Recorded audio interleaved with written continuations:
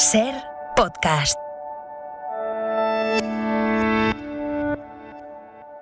Buenas noches. ¿Qué seudónimo quieres que utilicemos al principio de la conversación? Misuca. Misuca. Vale. Arrancamos esta entrevista en el mar, la despedimos en un faro. Entonces, lo primero que me gustaría saber es la relación que tienes con el mar. Pues mira, ahora mismo que tengo el faro ahí, lo primero que me he acordado es de Cabo de Palos, que es un faro precioso, aparte que también conozco los del norte, que son maravillosos, pero mi relación con el mar es que en el mar no te sientes solo, porque el sonido de las olas es como si te meciera, es algo que te hace encontrarte reconfortada. Un nieto mío ahora se ha ido a vivir a Tenerife y acaba de alquilar un piso al lado del mar y está entusiasmado porque siempre ha vivido en tierra adentro, ¿no? Y yo le decía, digo, ¿a que te sientes acompañado? Dice, totalmente, porque el sonido del mar, aparte del olor del mar, ¿A qué huele el mar? Ay, el mar huele a sal, que es maravilloso. A mí me gusta muchísimo el mar y todo lo que sé. Todos los años vamos al sur, porque aunque yo nací en Barcelona y soy de Barcelona, indudablemente, yo me he recriado en Murcia. Y he estado en Murcia pues unos 20 años. Y luego llevo aquí como 45 en Madrid. Y me tira mucho el mar del sur. Bueno, tengo que decir que es un lujo para nosotras que estés aquí, Misuca. Probablemente eres la persona con más vida, y lo digo a ciencia cierta, de todos los gatopardos y gatapardas que han estado aquí. Has dicho alguna vez, yo nací antes de la guerra, 9 meses antes de la guerra. Has vivido la guerra, la posguerra, la dictadura, la transición, la democracia. Y ahora la pandemia. Cuando piensas en tu infancia, ahora que citabas lo de yo soy de Barcelona, aunque luego me recrié en Murcia, cuando piensas en tu infancia, ¿cómo la ves? Yo la guerra la pasé en Barcelona completa. Y estábamos en casa de mi abuela. Y entonces, de vez en cuando, yo era la pequeña, y mis hermanos, que venga, que hay fuegos artificiales. Todos subíamos, yo tenía un añito o 2, iba subiendo. Eran los fuegos artificiales, eran los bombardeos, que lo he sabido después. Porque yo sabía y porque los bombardeos dan fuegos. Así empecé yo mi vida, aunque puedo contarte la primera cosa que yo sentí cuando era pequeñísima. La guerra es la que yo estaba durmiendo en una camita que había al lado del ventanal. Y un balcón de esos antiguos, ¿no? Porque era en una calle que hay cerca de la Plaza Real de Barcelona, una calle pequeña, y una bomba cayó a muy pocos metros de la parte de enfrente. Y toda mi cuna se llenó de cristales y mi madre, no te muevas. Lo primero que yo recuerdo de un recuerdo es, no te muevas, porque los cristales de todo el balcón cayeron sobre mi cuna. Y no pasó nada, no me corté ni nada. O sea que realmente mi madre fue totalmente eficaz. Pero fíjate qué recuerdo, ¿no? Bueno, y luego tengo lo de los fuegos artificiales. Que hay fuegos artificiales y todos corriendo arriba al terrado, cuando lo que había eran bombardeos. O sea que... Y subíais a mirar la luz. Sí, sobre todo mis hermanos que eran mayores eran los que mandaban. Sí. Y entonces todos ahí pues hacíamos lo que ellos querían. Tú te crías en una casa con hermanos, ¿no? Con muchos hermanos, con primos, porque mi abuela era una abuela de muchísimos nietos y estábamos muy unidos, toda la familia, en Barcelona. Y entonces pues mi abuela tenía a los hijos de mi madre, y aparte tenía a los hijos de alguna cuñada o no sé, de muchos. Y era siempre la casa grandísima, donde todos íbamos allí a a estar con ella. ¿Quién dirías que te descubre el significado del teatro? Sí, ¿Quién dirías? José Luis Gómez. ¿Conoces? Sí. Y ya eras adulta, adolescente, muy veinteañera, muy adulta, treintañera igual. A mí me gustó siempre el teatro, pero como espectadora y sin ningún interés especial. Y bueno. No, quiero decir, no había nadie en casa que tuviera una vena artística, ni que se dedicara a la danza, ni al teatro, ni a nada.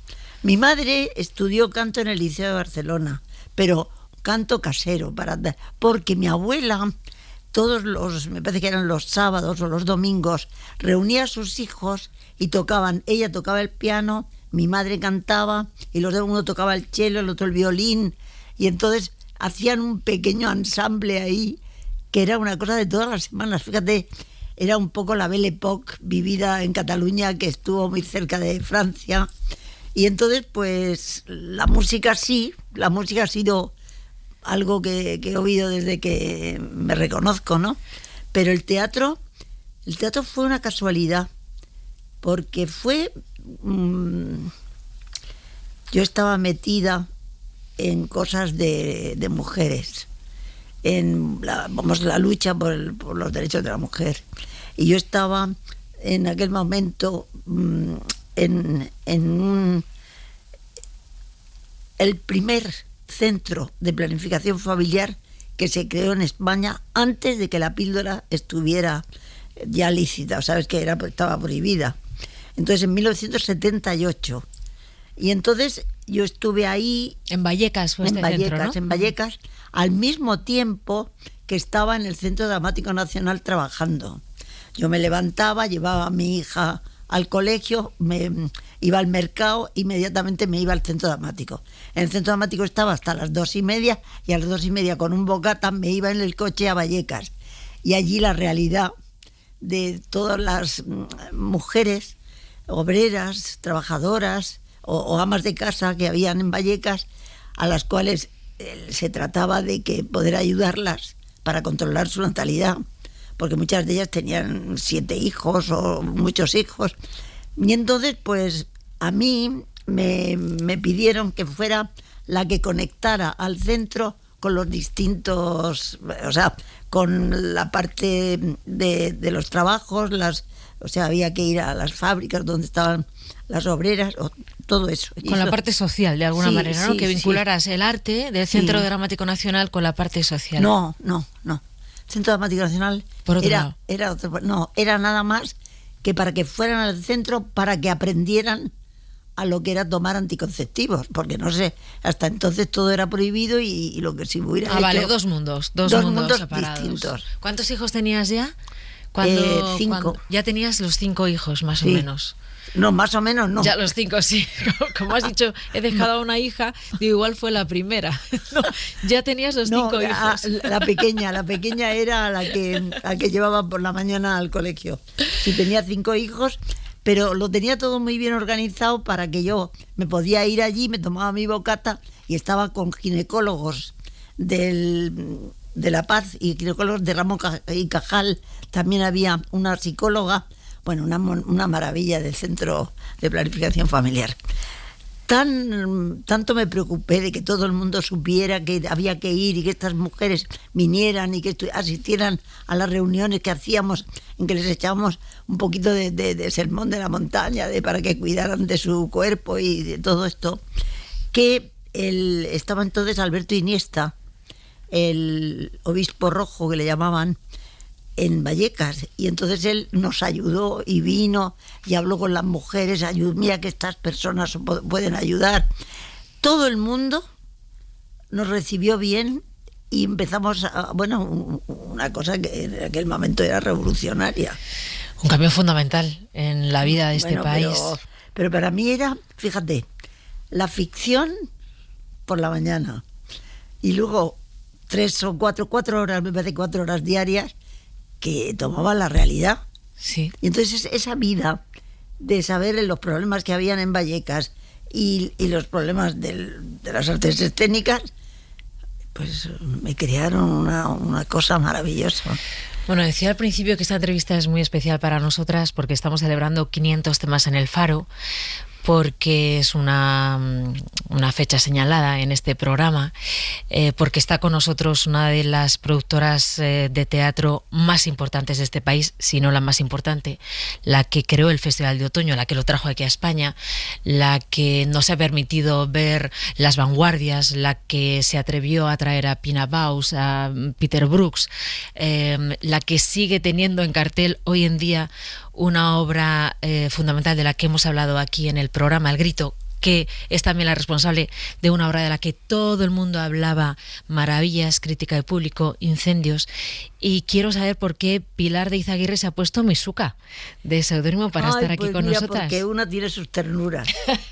Y las ternuras teníamos, porque le debo tanto a esa gata. Era una gata. ¿Es una gata? Era una gata, ya no es, porque un perro delante de mi casa, a 5 metros mío, me la mató. La cogió de aquí y la mató. Y es que era tan cariñosa con todos, la queríamos tanto, que todos la llevamos en el corazón. Cuando me ha dicho un nombre, Misuca. Sabes que las invitadas en este programa y los invitados se llaman gatopardos y gatapardas. Pues yo me parece muy bien. Así que has venido con el seudónimo adecuado, sin saberlo, sí. Misuca. A ver, Pilar, has dicho, yo redescubrí el mar en Murcia.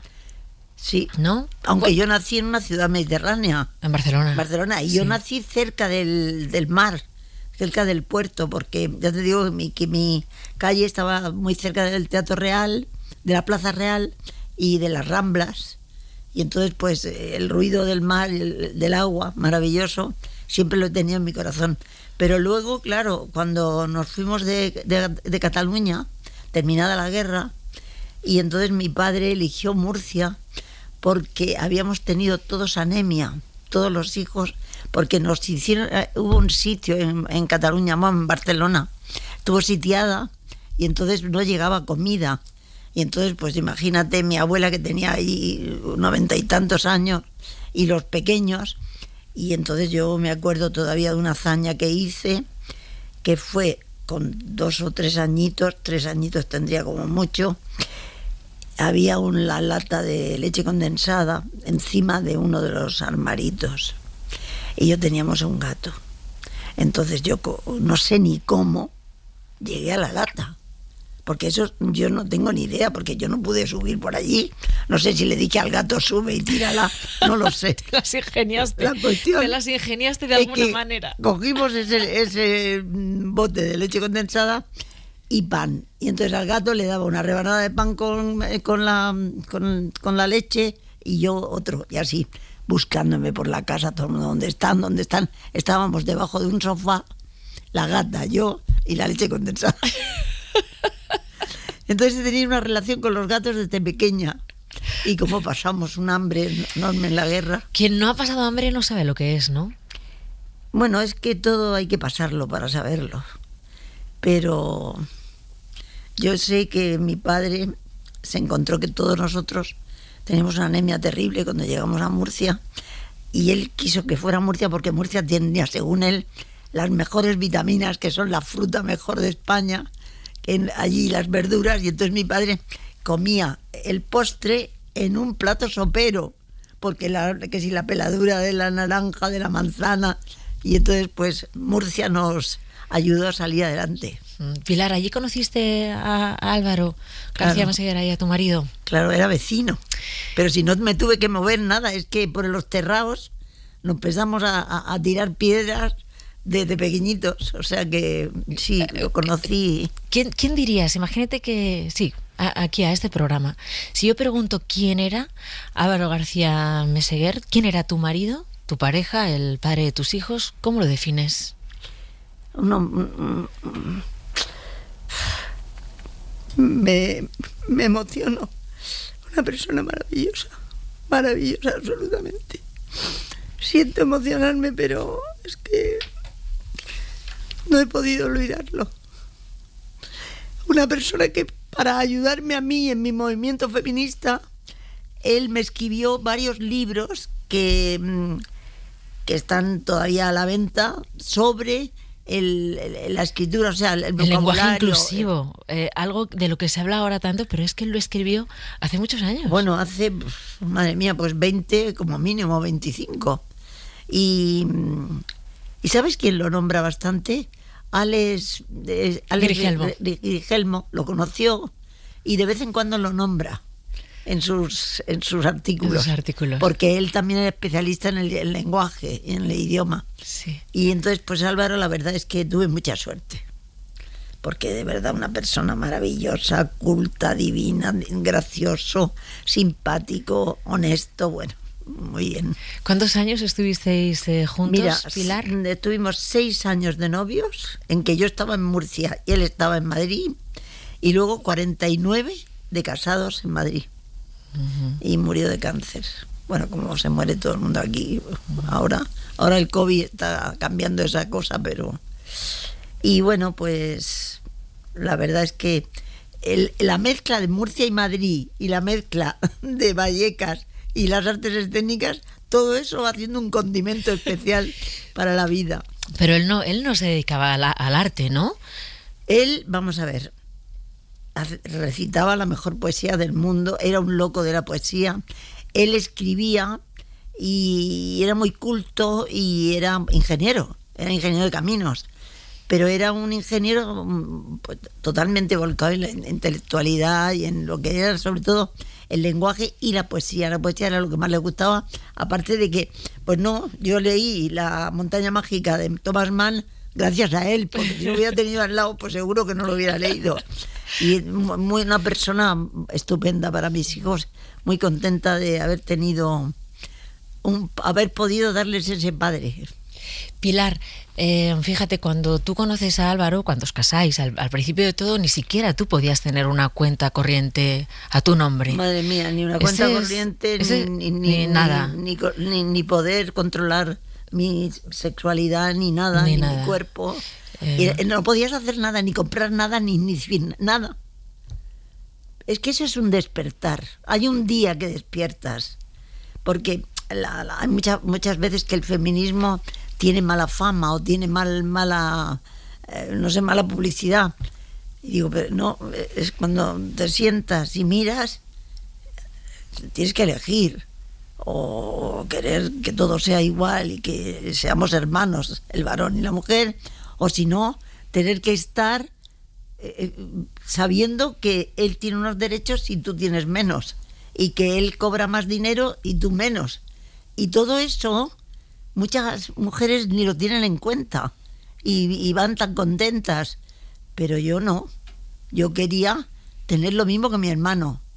Lo mismo que, o sea, que solamente la diferencia fuera quién es más inteligente o quién es más productivo, pero no por ser mujer. Uh-huh. Eso lo he tenido clarísimo siempre. O sea, para mí es que la mujer no construyó la sociedad, porque ella ha recibido todo. Ella no ha sido obrero que ha participado en la construcción de esa casa que es el mundo actual. Y entonces, claro, pues ha quedado relegada. Porque quien ha llevado la voz cantante son los que han hecho todo, que son los varones. Y ahora cuando la mujer va intentando formar parte de esa pandilla que son los hombres y las mujeres, pues encuentra una serie de dificultades terribles. Porque, y además hay algo que yo quiero decir, sí. Es que a la mujer se la desprecia, no se la aprecia. No, se la desprecia. Consideras... Bueno, porque, digo, ¿quién la ha hecho? ¿La ha hecho una mujer? Bah, si la ha hecho una mujer no me extraña, porque siempre hay ese desprecio de decir la mujer, pues no digo que es que la quieran mal, pero bien tampoco la quieren. Y eso está en la sociedad, y muchas mujeres están muchísimo más conformes con una voz masculina que con una voz femenina. ¿Cuántas veces, Pilar, has tenido que explicar que el feminismo es el movimiento que defiende la igualdad? ¿Sabes lo que creo yo? Que el feminismo es la igualdad, pero aparte es un movimiento contracultural, porque tú naces en una cultura, con unas costumbres, y como tú no estás ahí, en cuanto quieres entrar, tiene que cambiar esa cultura, y vas contra la cultura que acabas de recibir, que te sientes ahí, no lo has hecho tú. Bueno, pues no tiene nada que ver realmente con la política, es cultural. Es una revolución cultural. Yo lo digo y siempre lo digo así. ¿Por qué? Porque es que el chico le daban dinero para ir al cine y a ti no te daban dinero cuando tenías 12 años para ir al cine. ¿Y por qué? Pues no, ¿por qué no? Entonces todo eso, dijéramos, la mujer hace esto y el hombre hace todo y tú haces lo que deciden los hombres que hagas, eso crea una falta de participación. Yo lo que digo siempre, a mí me importa un pepino que la mujer sea de la derecha, de la izquierda, de arriba, de abajo, que participe en todo, en la construcción del mundo de ahora. Bien, pues que participe, que se equivoque, ya dejará de equivocarse. Que no, por timidez, es que me voy a equivocar, no, que te equivoques, no pasa nada, aprendes. Y que se la respete y que se la ame. Porque yo dudo de que se ame a la mujer.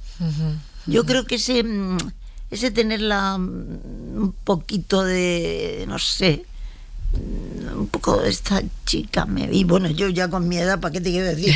Estorbamos, ¿para qué? No, la mujer mayor ya... ¿Cuántos años tienes, Pilar? 85. ¿Cuántos nietos tienes? 10 nietos. Y 2 bisnietos. ¿Qué tal ves a tus nietos y nietas cuando hablas de estos temas? ¿Qué te dicen? Pues tengo mucha suerte porque son estupendos. Todos mis nietos son maravillosos y con algunos... Pero los ves de mente abierta y los ves modernos y ves que realmente sí, hay un cambio. Todos no son el ideal porque entre 10, pero yo creo que son estupendos y que tienen un ambiente alrededor en el cual tienen que amar a las chicas, amar a los chicos y amar a todos. Y sobre todo no dejar en la cuneta a la mujer. Y los ves así, o sea, piensas que ha merecido la pena todos estos años de lucha y de formar parte del cambio, ¿no? Estamos empezando, pero si esto es, hija mía, hay mujeres que trabajan gratis, que son esclavas en el mundo ahora mismo. Hay 200 millones de mujeres que tienen la ablación hecha. Estamos hablando de que estamos haciendo algo realmente, pues sí, porque la ley dice que hay que tratar bien a la mujer y luego la sociedad no la trata. Está la ley más adelantada y más avanzada que la realidad social. De verdad, ¿eh? Y eso lo tienes que, menos mal que la ley ha hecho algo, porque antes no teníamos ni la ley siquiera. Pero lo ideal es que la sociedad evolucione y considere con la misma medida a la mujer y al varón. Y que si es ella, pues fantástico. No, es que viene con la mujer. No, es que la mujer, pues si es una mujer mayor, madre mía. Y aún los hombres mayores están respetadísimos. Y a las mujeres, pues no tanto. Pilar Izaguirre, ¿siempre tienes la misma energía? Es lo que me dice todo el mundo. Sí. Mira, tuve una cosa muy graciosa, porque en todas estas cosas pues tuve un problema con un banco. Y entonces pues nada, pues como creía que tenía la razón, pues me fui al banco. Y claro, todos vieron la edad que había nacido y me recibieron con los brazos abiertos, porque dijeron, ¿esta qué tiene? Porque tendría yo, pues si ahora tengo 85, pues tendría pues 79 o así. Y entonces cuando llegué a la reunión que me habían preparado para que yo... Pero ¿y usted? ¿Por qué tiene tanta energía? Digo, hombre, ¿por qué no voy a tenerla? Dice, no, es que no esperábamos, o sea, que se pusiera usted a pelear de esta manera. Y al final... lo conseguiste. Gané al banco. Ganaste al banco. Sí. Es verdad que tú has Gracias dicho... a un gran abogado. Oye, es verdad, Pilar, que tú siempre has dicho, el no era una alternativa. Vamos a ver, claro, porque el no es lo primero que tienes. Cuando tú quieres hacer algo distinto a lo usual, la gente siempre o tiene miedo, o le da vergüenza, o dice, pero esta es locura. Y entonces yo siempre fui muy valiente, muy valiente. Había que hacer todo lo que se pudiera hacer, había que hacerlo. Y el no, eso es lo que decía Alberto Corazón. Me acuerdo que en una entrevista que le hicieron y le preguntaron por mí, Dice, sí, es una persona que no admite el no. Y claro que tengo que admitirlo, fíjate si lo admito. Pero realmente no quiero, cuando una cosa cae de por sí, que tiene un valor y que es justa, eso no se le puede decir que no. Bueno, Pilar Izaguirre, nos ha gustado mucho esta conversación. Ojalá tuviéramos toda la noche para charlar contigo. No, pero yo quiero que la gente vaya a ver El Grito, Sí, porque sí. ahí, en El Grito, es donde se ve un caso real de la falta de respeto hacia la mujer, Sí. vivido en un caso real. Y están las actrices maravillosas, es una cosa preciosísima. Mira, en el Teatro Fernán Gómez. Sí, hablamos de la obra en el Faro Gritar. Nos contó Nuria García la historia de esta mujer que está durante 8 años lidiando en los tribunales para que le reconozcan que el padre de sus hijos, sus mellizos, me parece, ¿no? Sí. Que tuvo en una clínica de fecundación in vitro, era el padre. Y nos estremeció mucho saber que la historia es una historia real. Y luego estuvo Ana Fernández, que estuvo hace muy poquito también de Gata Parda. Así que hemos sido este programa es un defensor de obras como El Grito y de obras que ponen, bueno, que muestran en el escenario un espejo de la sociedad, un espejo de lo que somos, ¿no? Que en parte eso es también el teatro. Es curioso cómo que vino el otro día Mario Gas a ver la obra y me acuerdo que nos hizo la reflexión siguiente. Es que los casos reales de injusticia y los casos reales que pasan de ofensa de los propios que estamos aquí, pues que salgan como denuncia, que el teatro pueda ser también un oficio de denuncia de las cosas que están pasando. Y dice, eso me gusta mucho porque es abrir más el teatro no solamente a la maravilla del arte, sino también a programar la justicia. Exacto. Bueno, tenemos que despedirnos en un faro. Entonces, siempre pregunto a mis invitados quién o qué diríais que es o ha sido el faro de vuestra vida. ¿Quién o qué? ¿Quién sería o qué el faro de Pilar de Izaguirre? La justicia social.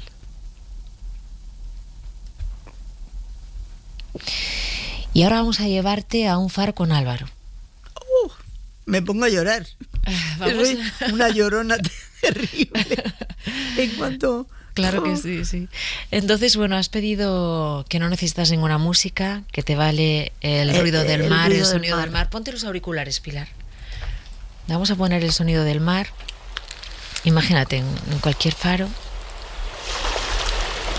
¡Ay, qué maravilla! ¿No? Que pudieras estar un rato con Álvaro mirando el horizonte. Maravilloso, me lo estoy creyendo. ¿Qué le contarías? ¿Qué le dirías que ha sido tu vida desde que él se fue? Pues echarlo de menos. Yo aprendí muchísimo con él y él me enseñó muchísimo. Y bueno, creo que al estar sola he tenido que darme más prisa y esforzarme más, porque con él me ayudaba. Pero ahora, pues hace años, desde que murió, que hace 11 años que murió, pues he tenido que acelerar un poco el aprendizaje y bueno, no me van las cosas mal. Pues aquí te dejamos con él en esta noche rodada de mar. Muchísimas gracias. Gracias por venir.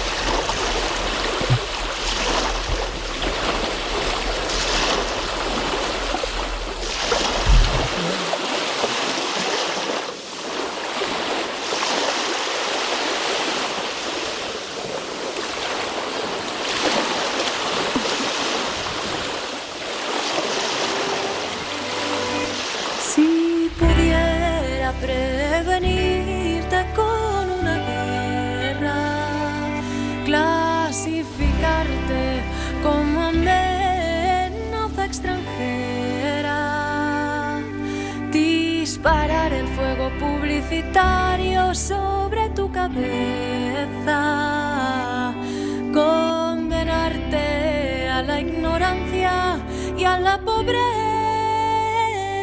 con créditos bancarios.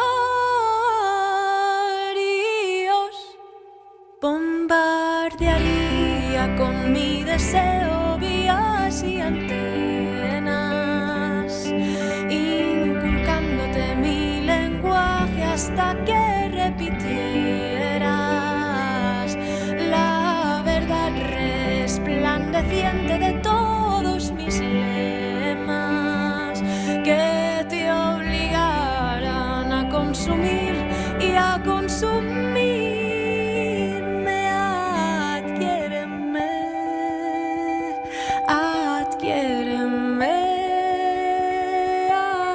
adquiéreme, adquiéreme,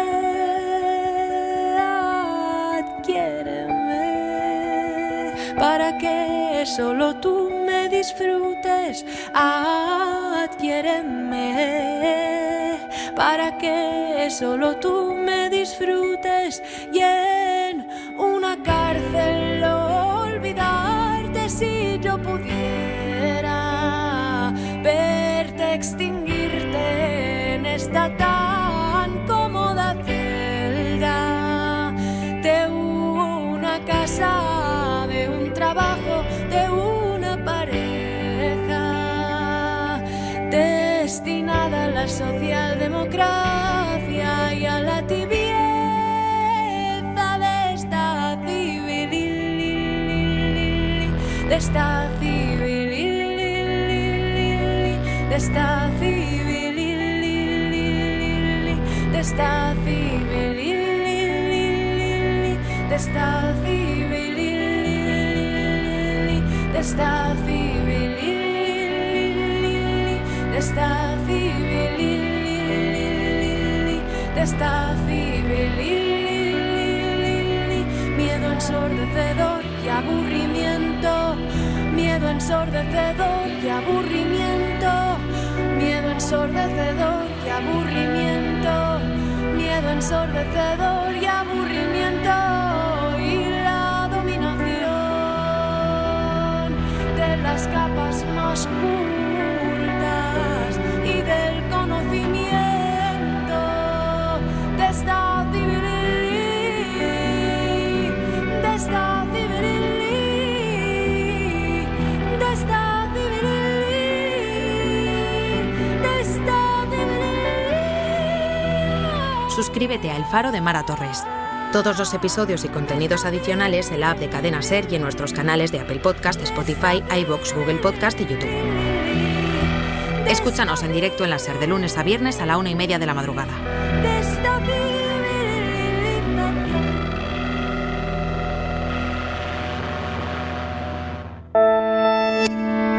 Cadena Ser. La radio.